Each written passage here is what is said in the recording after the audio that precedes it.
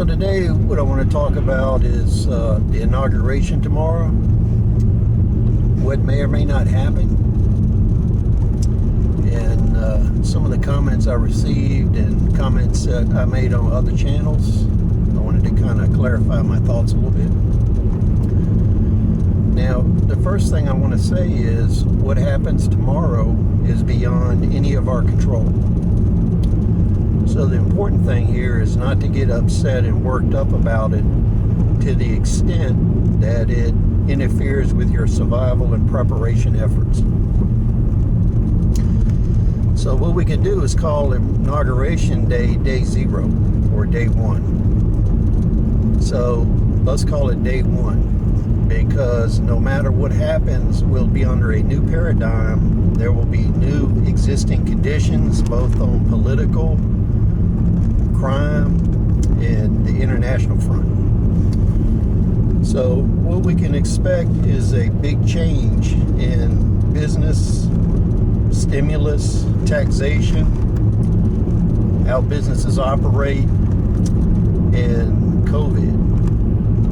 So we know right now that there's a lot of new strains of COVID moving around. Right now in LA, there's one that came from I think it was Denmark, that is resistant to the vaccine, they think. The others are similar to what the vaccine was designed for. So you can expect that lockdown conditions, reoccurrences of COVID will occur. Those will all impact both health and the economy. Now, I personally have known people that died from COVID. I've known people that were sick from it. In the county I'm in right now, a lot of the people take no precautions, and roughly we have 20-some thousand people in the county, and 14 to 1,500 of them have it. So that's about one person in 15, one person in 10, depending on the severity. So that's all going to impact how we work and what we do. So moving forward past the inauguration, there'll be new policies and procedures for that. So what we need to do in our prepping and survival efforts, we need to take into consideration how those are going to affect us, regardless of how we feel about it. One of the big ways it's going to affect us is doing business.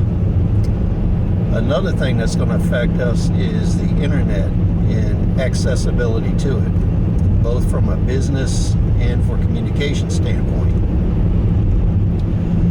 As we've seen so far, there's been a lot of censorship on the right and some on the far left. As we move forward, I think you can see that we're going to have a whole lot more on both the left and the right. So what will happen is you'll have one mainstream view, and anything outside of those bounds will be restricted. Now, when I was young, a lot of groups that wanted government change, they communicated via shortwave radio.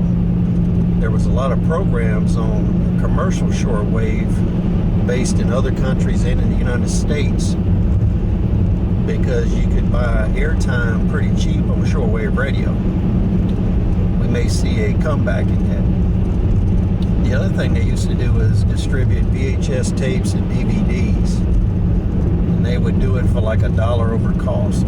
So with a DVD, you could have $5 DVDs, and that's how a lot of groups and individuals communicated. And on the financial front, politics is going to affect that, because what will happen is you'll have industries that are not in favor with the politicians. Those will take a beating and a hit. Ones that coincide with their interests will be in a boom town. Now, on the stock market front, eventually all the money printing that's going on, and we can forecast that that's going to increase under a new administration, regardless of which one it is, because of our current economic situation. That is going to increase inflation drastically. Eventually, that will impact the stock market. probably before that happens, it's going to severely impact your budgeting for energy, food. You can already see that now. It's just going to get worse in the future. So the preparations we need to make are food, water, protection, and we have to be able to make money and do business from home. You are probably going to have to create your own job. Right now, roughly half of the country is unemployed. So you need to think about what you can do on the internet to make money, or use the internet as a way to communicate your business and what you have available to market. So maintaining that is important. Now, from a foreign policy standpoint, my beliefs all along, as I've indicated on these videos, has been that basically foreign interests, both Russia, the Communist Chinese, Middle Eastern countries, among others, they primarily fund and support both sides of the political conflict in the United States. And the reason they do that is they want the United States to be distracted and pull back and leave power vacuums around the world that they can exploit.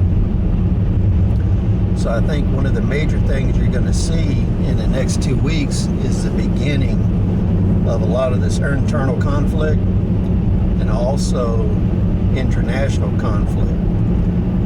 Because there's a lot of countries, not only will they move on resources in other countries that we're protecting if we pull back, but they will also attack our forces. If the United States actually went into a full-blown civil war, some of our allies would kill the Americans and secure the nuclear weapons they have that are on foreign soil.